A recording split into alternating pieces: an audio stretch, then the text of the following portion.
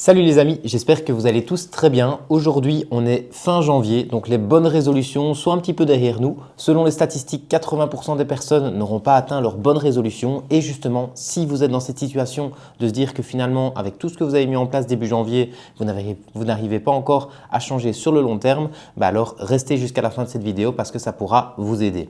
Alors, pour ceux qui ne le savent pas, je m'appelle Louis Engels, je suis diététicien nutritionniste et surtout spécialisé en perte de poids sans régime. C'est-à-dire que j'accompagne tous les jours essentiellement des mères de famille qui ont tenté plein de régimes et qui sont à la recherche d'une stratégie plus durable. Vous le savez comment ça va quand on fait régime, quand on met de la restriction, quand on met trop de changements en une seule fois dans notre vie, effectivement ça dure que quelques semaines en fonction de notre motivation.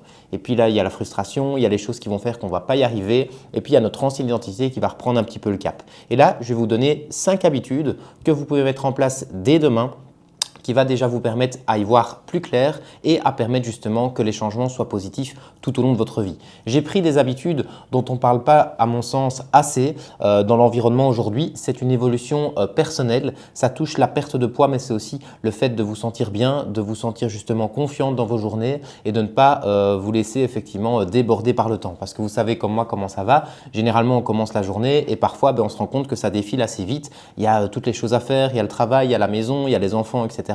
Et tout ça fait qu'effectivement, on est fortement débordé et on pense parfois qu'on est productif alors que finalement, on ne se met pas assez en priorité. Et donc, ces 5 habitudes, j'essaye de les appliquer au maximum. Des fois, comme tout le monde, il y a des jours où c'est moins difficile, il y a des jours où c'est plus difficile. Et le but, effectivement, c'est de se dire toujours « je fais de mon mieux et je ne me juge pas ». C'est-à-dire qu'il y aura des journées où vous ne savez pas mettre tout en application et c'est OK. Le but, c'est de se dire « voilà, j'essaie d'évoluer à mon rythme, je mets une étape à la fois pour y arriver et pour y évoluer progressivement. » Essayez de vous dire, voilà, j'ai le marathon à préparer, je fais un pas à la fois. Vous savez, quand on fait une course de X kilomètres, on ne pense pas au kilomètre d'après et au kilomètre d'après et aux dizaines de kilomètres d'après. On pense déjà à mettre un pas devant l'autre et à dépasser celui qui est devant nous dans la course. Et donc, le but, effectivement, c'est de se dire à chaque fois, étape par étape, point par point, marche par marche, pas par pas, pour vous faire justement évoluer de la manière la plus positive possible. Donc, on va y venir un petit peu au niveau de ces 5 habitudes. Évidemment, je les ai notées pour rien oublier. La première habitude, ça ne touche pas du tout le poids, ça touche surtout ceci. Donc, le téléphone, ce qu'on a entre les mains tout le temps, notre meilleur ami pour la journée, vous le savez comme moi, on perd un temps monstre à être sur nos téléphones. Et moi, le premier, je suis issu de cette génération qui a été directement avec un téléphone dans les mains, avec l'ordinateur, avec la tablette, avec la télé, etc.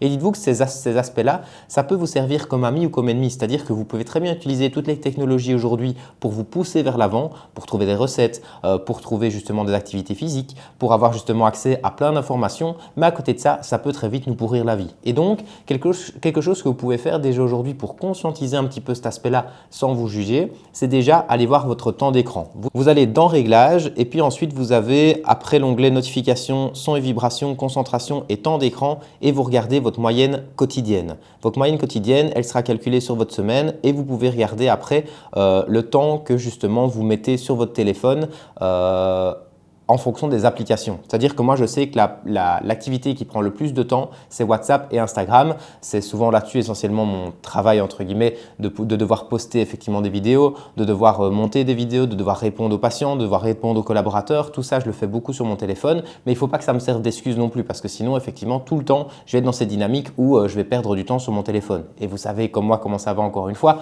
Les réseaux sociaux sont faits pour vous perdre du temps, pour vous faire perdre du temps. Donc, quand vous commencez à scroller par exemple sur Instagram ou TikTok, vous ne dites pas je vais rester 1 heure sur mon téléphone, vous dites je vais regarder un petit peu 5 minutes quand je cuisine ou quand je suis à la toilette ou quand je suis dans la salle de bain ou quand je suis sur un trajet de voiture. Et finalement, 5 minutes ça devient 10, puis 20, puis 30, puis 40, puis 50. Tout est fait effectivement pour vous faire libérer assez de dopamine qui va faire que vous allez rester le plus longtemps sur votre téléphone. Et moi, mon premier conseil par rapport à ça, c'est pas de le supprimer, pas du tout, c'est déjà de se dire la première heure de la journée, je ne touche pas à mon téléphone. Je le laisse en mode avion et j'essaie de concentrer ma première heure sur moi-même, sur ce que j'ai réellement envie de faire. Ça peut être un temps pour s'organiser sur la journée, se dire comment va se dérouler la journée, qu'est-ce que j'ai à faire en priorité, c'est quoi un petit peu ma to-do list à réaliser et comment ça va se dispatcher au niveau du temps. Ça peut être un temps plutôt calme avec un peu de lecture, un peu de méditation, une petite musique agréable dans les oreilles. Ça peut être le fait de lire un livre, ça peut être le fait de travailler sur un projet, ça peut être le fait de juste partager un moment en famille, mais essayez de vous libérer déjà de ce téléphone parce que encore une fois, d'expérience, comment ça se passe quand on a son téléphone dès le matin? Notre journée, elle est très vite tiraillée vers ce téléphone. C'est-à-dire que si vous vous levez directement avec les réseaux sociaux, etc., déjà, c'est beaucoup trop d'informations à emmagasiner pour le cerveau et c'est comme si vous l'épuisiez déjà dès le début de la journée. Alors que votre cerveau, il est en éveil, il faut le temps qu'il se réveille tranquillement, qu'il fasse des choses qui ont du sens pour un petit peu servir de gouvernail de la journée. Moi, je dis toujours, cette première heure de la journée, elle est super importante. C'est elle qui va catégoriser si vous allez passer une bonne journée ou pas. Si vous vous levez en stress, en retard, etc. et que vous arrivez au travail avec vos cheveux en pétard, le fait que vous ne soyez pas à l'aise, etc. et que vous n'ayez pas pris le temps justement de se sentir bien, ben vous allez ressentir toute la journée. Toute cette journée, elle va être caractérisée par du retard, par du stress, ce genre de choses. Alors que si vous commencez déjà votre journée par un moment calme, ça offre de la clarté pour votre journée et vous allez voir que justement, vous allez avoir moins tendance, enfin moi c'est l'expérience que j'en ai, quand je commence ma journée sans téléphone, j'ai moins tendance à aller dessus de manière juste pour perdre mon temps. Quand je vais dessus, c'est généralement pour monter une vidéo, pour répondre aux patients, etc. Mais du coup, par rapport à ça, j'essaye du coup de ne plus le faire et ça ne me manque pas du tout et il n'y a rien de plus horrible que de commencer maintenant ma journée avec ce genre d'activité. Je le fais encore le dimanche ou quand j'ai vraiment pas grand chose à faire de la journée ou quoi comme tout le monde. Mais par exemple quand je suis dans ma journée un peu productive de la semaine, rien que le fait d'avoir un écran dans mon environnement, je sens directement cet impact alors que je ne le regarde pas. Et donc du coup, par rapport à ça, conscientisez vraiment cet élément-là. Votre téléphone, ce n'est pas votre ami pour votre première heure de la journée. Prenez cette première heure pour vous. On pense chaque fois qu'on n'a pas de temps pour nous. Regardez déjà combien de temps vous allez mettre sur votre téléphone dès le matin. Vous allez voir que ça peut vous déboucher un quart d'heure, une demi-heure, trois quarts d'heure. Et ça peut être un quart d'heure pour lire, pour faire du sport, pour parler avec sa famille, pour avoir un temps pour soi, pour méditer, etc. Toutes des choses justement qui vont agir pour votre bien-être. Ce n'est pas uniquement la santé, c'est surtout votre bien-être mental, le fait de se sentir bien. Et vous allez voir que votre taux de stress, il va avoir tendance à diminuer un petit peu parce qu'effectivement, vous n'allez pas être stimulé en une seule fois dès le réveil. Et parfois, il y a des personnes qui vont dire « Ah ben moi, j'ai besoin de ça pour me réveiller ». Ben oui, mais c'est le piège parce que c'est comme un faux réveil. Un faux réveil, vous démarrez votre journée déjà avec un espèce de pic de stress qui va faire que finalement, vous allez ressentir toute la journée. Donc, première habitude, laissez votre téléphone pendant 1 heure en mode avion dès le début de la journée. Donc laissez-le peut-être dans la chambre, allez déjà vous apprêter, vous laver, voir vos enfants, voir votre famille, avoir un moment pour soi, etc. Mais laissez votre téléphone en mode avion. Ça, c'est super important et c'est même pour moi capital. Ensuite, la deuxième chose, ce sera de commencer la journée par la tâche la plus difficile. Il y a un livre qui s'appelle, je ne sais plus c'est quoi, je pense qu'en anglais c'est Avaler la grenouille en premier, quelque chose comme ça. Je pourrais regarder si vous avez besoin de la référence. Mais en gros, ça explique le fait de commencer sa journée par quelque chose dont on n'a pas envie de faire, ça peut toucher le travail et ça peut toucher évidemment d'autres choses, vous allez voir que votre journée, elle va paraître beaucoup plus facile. Exemple, moi je déteste l'administratif et pourtant je suis obligé évidemment de le mettre en place dans ma boîte pour que tout soit en ordre, etc. Mais parfois, quand je sais que ma journée, j'ai ça dans ma to-do list, je commence par ça parce que je sais que c'est la chose qui va me demander le plus de concentration parce que je n'aime pas ça et le moins de facilité au niveau de mon état d'esprit. Et puis petit à petit, dans ma journée, je vais essayer de fonctionner en termes de décroissance, de se dire la tâche la plus difficile, début de journée, et puis ce que j'aime de plus en plus faire, je le mets justement en fin de journée. C'est pour ça généralement que je commence mes consultations milieu de matinée, fin de matinée, où j'ai déjà fait les choses qui devaient être vraiment faites dans ce que je dois faire et qui me demandent beaucoup d'énergie parce que je n'aime pas faire ça, je les mets en début de journée. Et les appels, les entretiens, etc., moi j'y prends du plaisir. Et donc effectivement, c'est plus facile pour moi de pouvoir me dire ça c'est un petit peu plus tard en journée. Par contre, si je commençais mes consultations à 6 h du matin, je commencerai entre guillemets par ce que j'aime faire. Et puis, si je rentre par exemple à 18 h, j'aurais pas envie de faire 18 h l'administratif parce que toute mon énergie aura été dispersée par les consultations, etc., qui fait que j'aurai plus d'énergie à insérer pour cet administratif qui est également capital. Mais ça peut être pour chaque chose. C'est-à-dire que pour vous, si par exemple, vous aimez pas faire du sport et de commencer votre journée par du sport peut être intéressant, pourquoi pas? Je le fais le premier aussi, c'est-à-dire que moi, aller au sport après journée, c'est difficile parce qu'encore une fois, les entretiens, les consultations, c'est assez chronophage, c'est assez énergivore parce qu'on donne beaucoup d'énergie au patient quand il est devant soi ou quand il est en appel, etc. Et du coup, le fait, après d'aller au sport, je sens une démotivation, je sens un découragement. Alors que je sais, quand je l'ai fait, par exemple, ici, il est 9h30, j'étais déjà le faire ce matin, du coup, je sais que je me sens beaucoup plus productif dans ma journée. J'ai déjà fait l'étape un peu difficile, même si pour moi, la salle de sport, c'est plus une difficulté, c'est plus un plaisir. Maintenant, je sais que c'est fait et que je n'ai pas d'excuses ou d'abandon justement lié à ça. C'est-à-dire que vous le savez aussi, dans la journée, il y a souvent des imprévus. Vous allez sortir du travail tout à l'heure, il y aura peut-être un enfant à aller chercher, il y aura peut-être quelqu'un à aller voir, il y aura peut-être une course à faire, ce genre de choses. Et tout ça va vous faire perdre du temps peut-être dans une journée qui est un petit peu chronométrée, qui va faire que finalement, c'est le sport qui va passer un petit peu à la trappe. Et donc, dites-vous, voilà, je vais commencer par le sport ou je vais commencer par une activité justement qui me demande le plus d'efforts et vous allez voir que votre journée va être beaucoup plus facile. C'est-à-dire commencer, moi si par exemple, sur une journée, on va dire, j'ai de l'administratif à faire, des plans alimentaires et une vidéo, je vais commencer par l'administratif, ensuite les plans alimentaires parce que c'est énergivore, mais je préfère faire ça que de l'administratif. Et ensuite, je vais faire les vidéos parce que les vidéos, c'est plus au feeling, c'est aussi énergivore aussi, mais c'est moins de concentration, c'est plus du feeling, du naturel, etc. Et donc, j'ai peut-être moins besoin de concentration à ce niveau-là. Et donc, essayez de vous servir de ça dans vos journées type. Se dire finalement, qu'est-ce que j'aime vraiment pas faire et comment le placer vraiment au tout début de la journée. Donc, première habitude, pas de téléphone pendant la première heure. Deuxième habitude, tâche la plus difficile au début de journée. Et troisième habitude, c'est le fait de faire une liste de choses, une to-do list, la veille au soir. Donc quand vous avez fini votre journée, rien que le fait justement de prendre 5 minutes et de dire qu'est-ce que j'ai à faire absolument en priorité demain et le lister, prendre pas plus de 5 minutes, ça j'insiste vraiment là-dessus, vous n'êtes pas dans un plan qui va prendre 1 heure, etc. Juste 5 minutes, quand vous êtes dans votre lit le soir ou quand vous brossez les dents, ce genre de choses, vous regardez votre téléphone et vous vous dites c'est quoi les 5 choses essentielles que je dois faire demain et les classer déjà par ordre de priorité. Et vous allez voir que de déjà faire ça, de 1, ça offre de la clarté à votre état d'esprit parce que si vous ne savez pas pourquoi vous vous levez le lendemain, vous allez traîner, vous allez perdre du temps sur des choses, etc.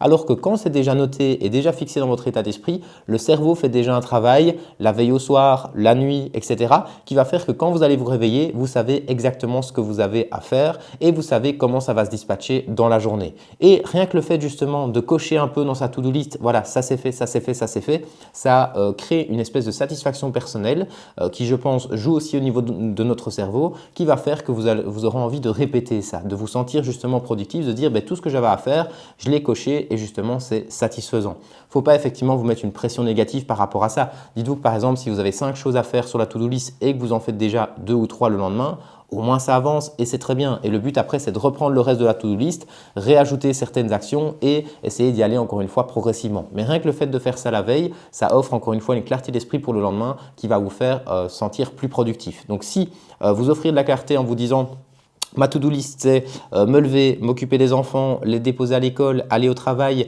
aller au sport pendant le temps de midi. Et donc, ce qui veut dire que je dois préparer mon sac déjà ce soir, puis ensuite aller au travail, rentrer, etc.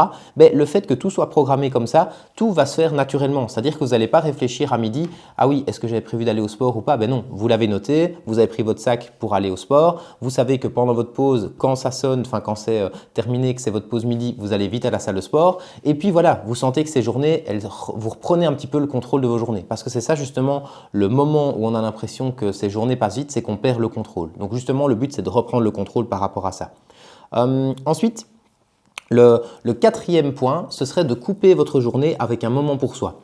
Je vais vous raconter une histoire, une patiente qui venait me voir pour une perte de poids. Elle avait tenté plein de choses, des régimes, plein de choses qui n'avaient pas fonctionné et c'était une femme qui était assez occupée, elle était employée pour une assez grosse société et finalement elle faisait des journées de 8 à 18 heures, parfois un peu de travail le soir. Elle avait en plus de ça 2 enfants, elle devait préparer le souper tous les soirs, c'était comme ça que ça fonctionnait chez elle. Et donc justement, elle était un peu dépassée, c'est-à-dire que ces journées, elle ne voyait pas du tout le temps défiler, elle arrivait à la maison parfois avec une tension déjà négative où elle était un petit peu surbookée de tous les côtés et finalement dès qu'on allait lui parler par exemple à la maison, il y avait des tensions, il y avait des disputes, elle se sentait pas bien, puis elle se sentait pas valorisée, elle se sentait pas bien dans sa peau et donc finalement ce qu'on a trouvé ensemble, c'est de créer un petit moment pour elle pendant la journée. Comment est-ce qu'on a procédé? Pour elle, c'était impossible de se libérer du temps pendant ses heures de travail, ce que je peux comprendre et donc elle partait à 17h30 de son travail. Elle rentrait dès qu'elle rentrait, il y avait toujours du trafic sur la route.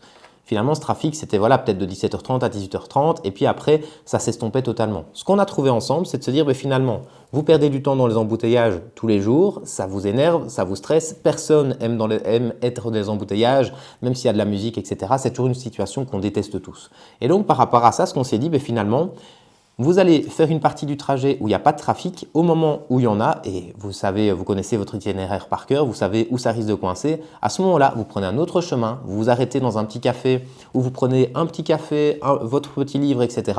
Vous lisez pendant un petit quart d'heure et puis vous reprenez la route. Et là, vous allez voir justement que vous allez vous sentir dans une autre énergie. Et là, directement, sa réaction, ça a été « ben non, je ne peux pas faire ça, je ne vais pas prendre un quart d'heure pour moi alors que mes enfants m'attendent à la maison, alors que mon mari est là, etc. » Et j'ai dit « mais finalement, pourquoi pas? Tester un petit peu pendant quelques jours et on verra ce que ça donne. » Et finalement, de 1, elle arrivait à la même heure parce qu'elle loupait les embouteillages. Et de 2, finalement, même si elle arrivait 5 ou 10 minutes plus tard, elle arrivait avec une énergie qui était beaucoup plus positive. Et je lui dis finalement, vous préférez sacrifier un quart d'heure, sacrifier on s'entend, vous donner un quart d'heure pour vous parce que vous êtes la priorité de votre journée, même si on pense parfois le contraire, le travail, la famille, etc., tout ça est important, mais vous êtes d'abord plus important que tout le reste.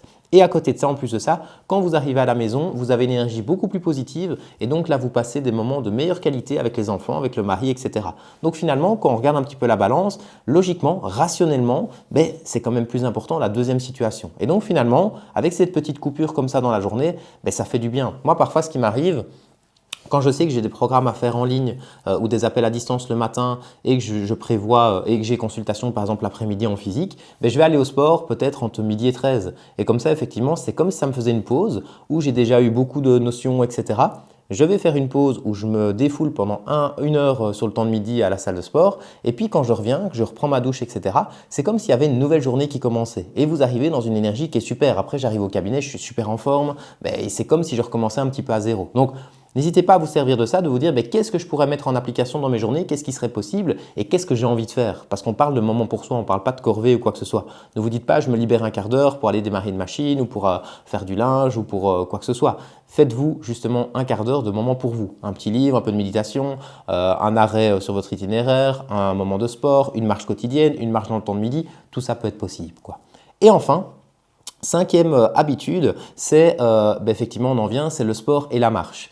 Donc, ça englobe un petit peu ce que je viens de dire encore une fois, une activité qui vous fait bouger. Dites-vous que le corps, il a besoin de mouvement, c'est-à-dire que parfois on se sent fatigué, on se sent un petit peu courbaturé, ce genre de choses, et finalement parfois c'est votre corps qui réclame le fait qu'il a besoin de bouger. On est dans une société qui est sédentaire. Moi le premier, dans mon métier, je suis énormément sédentaire, je suis assis toute la journée, soit derrière mon PC, soit devant quelqu'un, soit en appel. Et donc effectivement, je n'ai pas l'occasion de beaucoup marcher, quoique parfois quand je sais que j'ai des appels ou quoi que ce soit, j'essaie de marcher en même temps, ce genre de choses. Ça peut être intéressant de se dire, pourquoi pas essayer d'intégrer des moments justement de mouvement dans la journée. Ça peut être des petites choses toutes bêtes. Le fait de se dire par exemple, vous avez un ascenseur, vous avez des escaliers, vous prenez les escaliers, vous vous garez un petit peu plus loin que là où vous devez aller et comme ça vous marchez. Vous vous dites, je vais chercher à manger, mais je vais chercher à manger à pied, même s'il pleut, même s'il fait mauvais, etc. Comme ça vous pousse à sortir le temps de midi. Ça peut être le fait de promener votre chien 3 fois par jour pendant un quart d'heure. Ça peut être le fait d'aller à la salle de sport. Ça peut être le fait justement d'avoir ce moment-là et c'est un moment qui est pour vous. Vous êtes encore une fois tout aussi important que le reste et c'est important d'avoir des moments pour vous qui sont en cohérence avec la personne par exemple que vous voulez véhiculer. Et là, je vais entendre des personnes, oui mais moi je ne suis pas très sportive, oui mais moi machin. Là, vous véhiculez la personne qui n'est pas sportive. Pourtant, comment casser cette croyance-là? C'est l'action, c'est de se dire je prends mon sac, je vais au sport et justement vous allez voir que vous allez devenir de petit à petit sportif parce que vous allez prendre goût justement à tout ça. Et c'est ça qui est justement réellement important. Donc du mouvement, c'est super important. Se dire voilà comment je peux créer du mouvement dans ma journée, qu'est-ce qui me plaît comme sport, comment l'intégrer dans mes semaines, comment le faire un petit peu tous les jours. Et dites-vous toujours, vaut mieux quelque chose qui est fréquent que quelque chose qui est intense. Je préfère que vous fassiez un petit quart d'heure de marche tous les jours que de faire une grosse séance intense une fois par semaine, qu'on s'entende bien. Donc encore une fois, pensez un petit peu à ces aspects-là, de trouver un moment pour soi, un moment un petit peu d'échappatoire, un moment où il y a du mouvement, un moment qui fera du bien à vous et votre corps. Je répète du coup les 5 habitudes. Première habitude, pas de téléphone pendant la première heure du matin. Vous le laissez en mode avion, vous le laissez dans la chambre, ce genre de choses. Ensuite, tâche la plus difficile dès le début de la journée. Donc, vous classez vos tâches, vos priorités de la journée et vous faites la chose que vous avez moins envie de le faire dès le début de la journée. La troisième chose, c'est la to-do list la veille au soir. La veille au soir, vous posez 5 minutes, vous classez vos tâches par priorité et vous allez voir que ça va offrir plus de clarté à votre esprit. La quatrième chose, coupez sa journée avec un moment pour soi. Comme on l'a dit, un petit quart d'heure de lecture, un petit quart d'heure de méditation, une marche dans le temps de midi, ce genre de choses. Et la cinquième chose, c'est de l'activité, c'est du mouvement. Votre corps en a encore une fois besoin. Donc, N'hésitez pas à me dire en commentaire s'il y a d'autres habitudes que vous souhaiteriez développer et celles que vous allez mettre comme priorité dans votre semaine la semaine prochaine. Si vous avez aussi des difficultés justement à avoir un plan d'action clair et à mettre les choses étape par étape, je suis disponible pour vous aider. J'accompagne tous les jours des mères de famille qui veulent perdre du poids sans faire régime, que ce soit à distance, que ce soit au cabinet ou quoi que ce soit. Je suis là pour ça, je suis disponible pour vous aider. Et le but, c'est que vous soyez en cohérence. Est-ce que finalement, le fait de m'impliquer dans un accompagnement, ça ne peut pas faire écho de se dire finalement, je sais que tous les mois, je vais voir quelqu'un, je sais que je vais être impliqué dans le processus, je sais qu'il y aura quelqu'un qui sera tout le temps là pour m'épauler et me conseiller. Faites des choix par rapport à la personne que vous souhaitez devenir. Vous savez que le fait d'être accompagné, de devoir un petit peu rendre des comptes, de devoir justement être impliqué dans un processus, ça augmente drastiquement votre taux de succès. Mettez déjà une habitude de manière autonome, vous allez voir que vous allez vous sentir évoluer et n'hésitez pas à témoigner de ça. Me dire voilà, j'ai mis telle et telle chose en place, moi je serais très content de savoir que je vous ai aidé. Belle journée à vous et on se voit très bientôt.